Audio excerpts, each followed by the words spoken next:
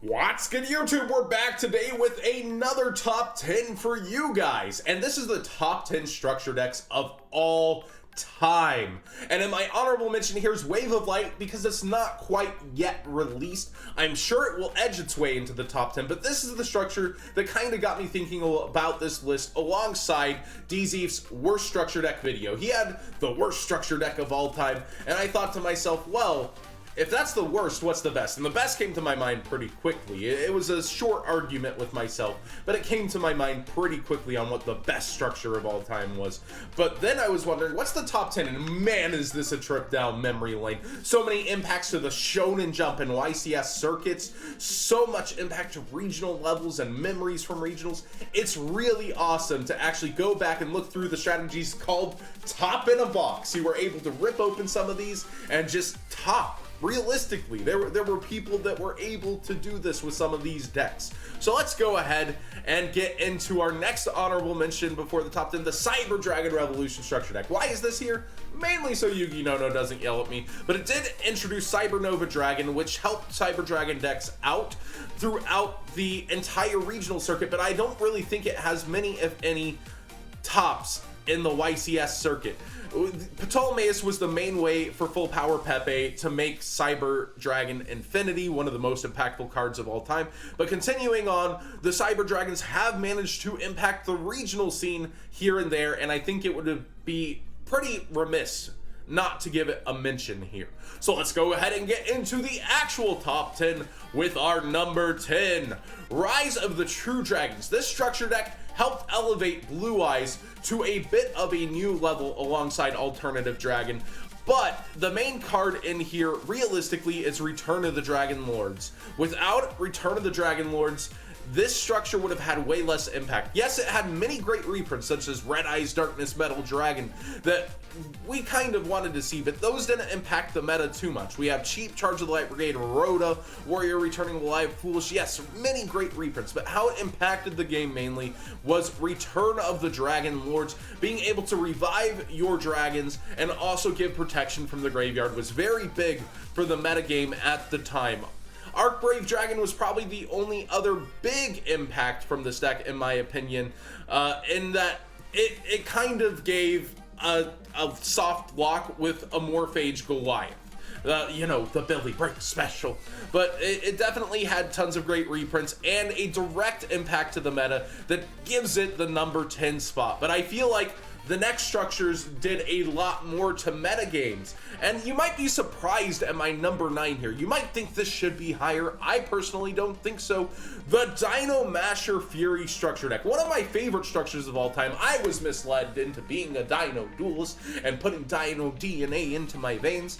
It definitely has great, amazing cards. Ultimate Conductor, Tyranno, and Overraptor are some of the best introductions to the game through this structure deck. I think they were really awesome. Petitordon, of course, also having a huge impact here.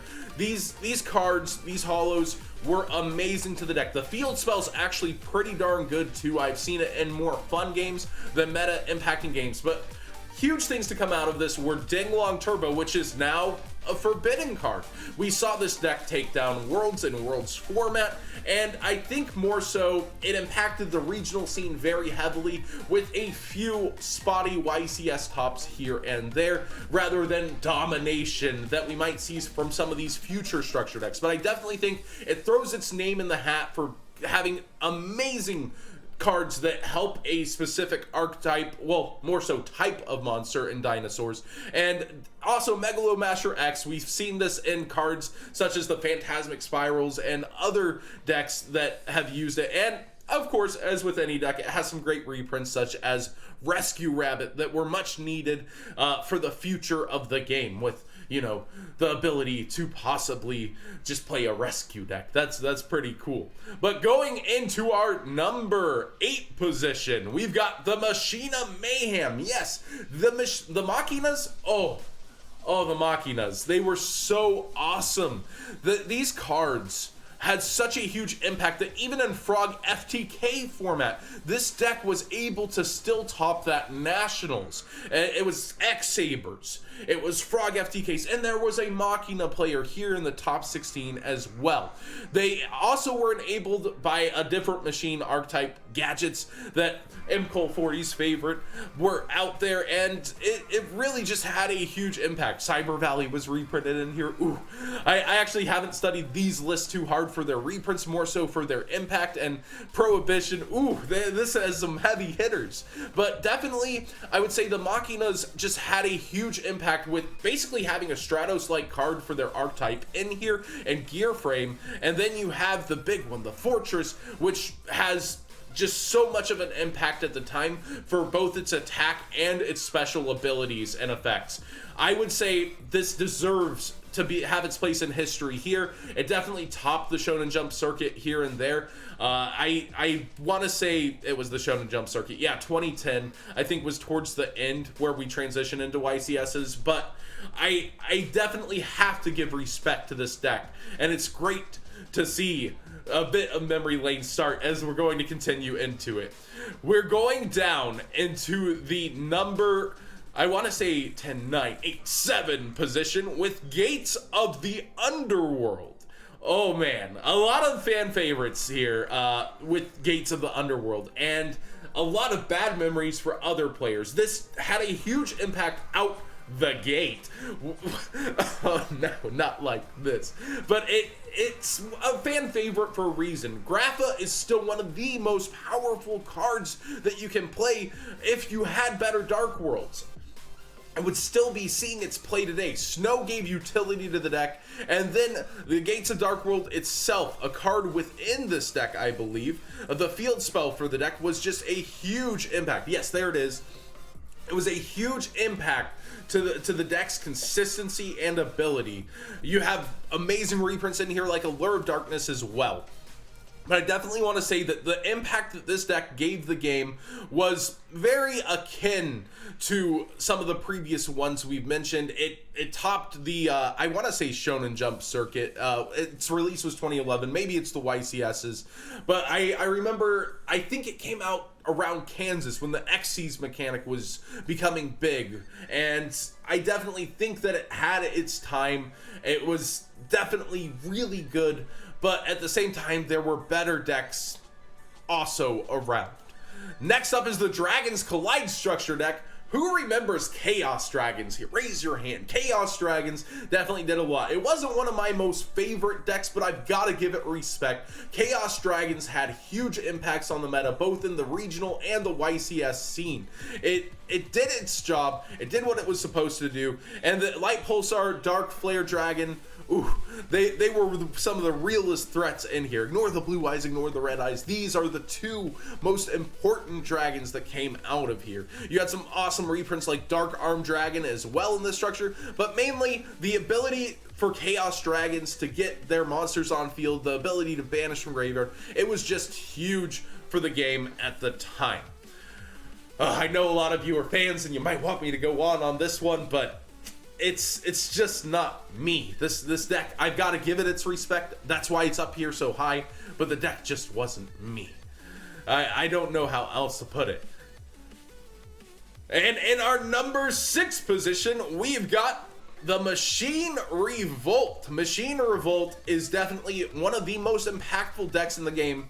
Not for its ancient gears, but for 3 cards released in it that we touched in here. John, you got 2 machine decks. Yes, well, this introduced Green Gadget, Red Gadget, and Yellow Gadget. Some of the most impactful cards on the game. This isn't just for MCole40. Oppression Gadgets were one of the realest decks that there were, and throughout history, Gadgets were able to come back time and time again through different formats and top the Shonen Jump and YCS circuits. I definitely think Gadgets have to be mentioned here. Released all the way back in 2007. I remember the first regionals with these were crazy. Gadgets were so hard to overcome. I actually played like a Wild Heart Tenkabito deck in order to try to get through all their traps. It was, and have 1,500 beaters that would take care of them.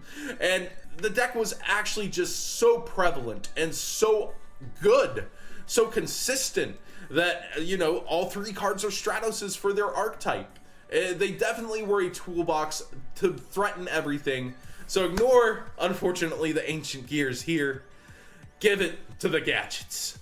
And in our number 4 position, we've got the Lost Sanctuary. Oh, Agents, the Age of Agents. You know when a card like Leeching the Light is prevalent because a deck is so dominant and present, the format's gone a bit crazy.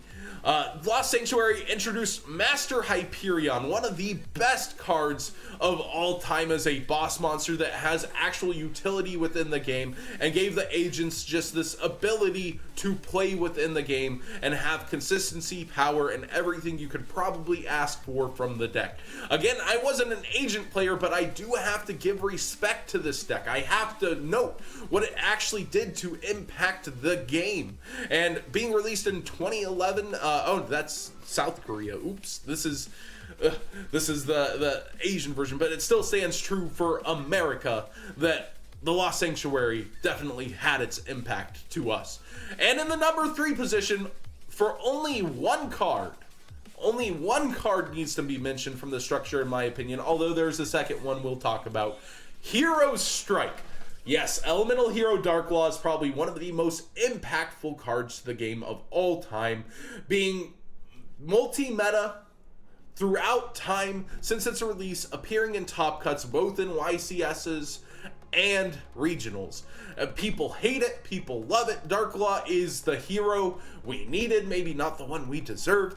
It definitely just has such a looming effect of being a walking macrocosmos for your opponent only that it deserves to be up here. And I almost wanted to push it higher, but it's just these 2 cards that I want to mention from the structure. Mask Change 2 as well, allowing any deck that plays Darks to be able to summon Darklaw by using it and just pitching a card and turning it on as a quick play as well. It's pretty amazing. There's no arguing Darklaw's impact to the game, but perhaps arguing that only one card makes this structure deck. Maybe it should be further back. I still think, talking about impacts of metas from structure decks, it easily deserves to be in the number 3. But how about a package strategy? In our number 2 position, the ABCs, perhaps the most impactful character deck to come out and revitalizing the Union mechanic are the ABCs. Union Hanger, A, B, and C, and ABC Buster Dragon, perhaps some of the most impactful cards we've had to the game in a singular release.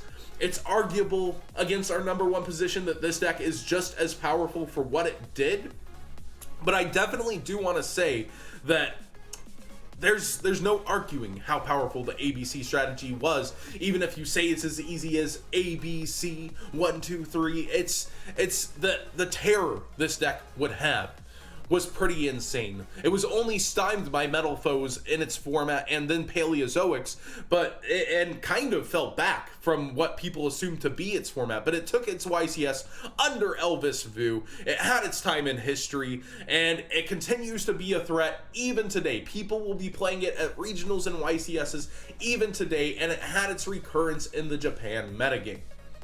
Definitely always a threat moving forward until it's hit on a ban list. But in the number 1 position, a deck that won a Nationals out of a structure deck, the Emperor of Darkness structure deck. Monarchs were probably one of the most competitive structure decks ever released, and geared towards what it would do in the future outside of its initial release were insane.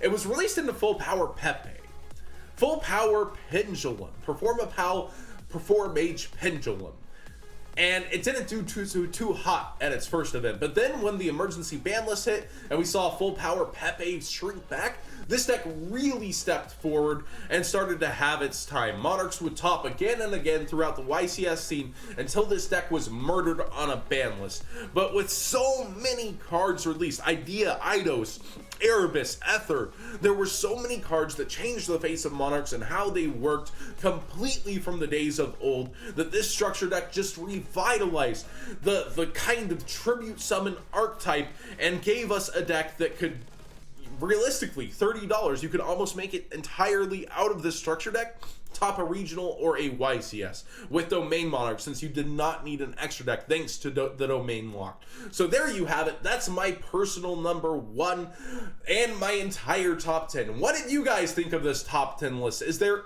anything that you would have put in here that I skipped, that I missed? Perhaps the original Caius deserves to be up here with the greats instead of that number 10 for Return of the Dragon Lords. Caius did have a great impact to the game for a while. Is there anything down memory lane that I overlooked? Please let me know in the comment section below. I always want to hear from you guys and revise my list, because I'm sure in the future we can revisit this as more and more great structures and strategies get released here. And again, this didn't include starter decks.